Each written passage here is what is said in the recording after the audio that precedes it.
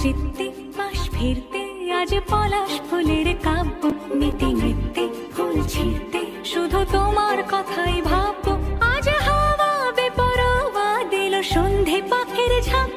এই বিকেল আর বেল ফুল হৃদ মাঝারে থাক নীল দিগন্তে ওই ফুলের আগুন লাগলো লাগলো নীল দিগন্তে বসন্তে সৌরভের শিখা জাগলো বসন্তে নীল দিগন্তে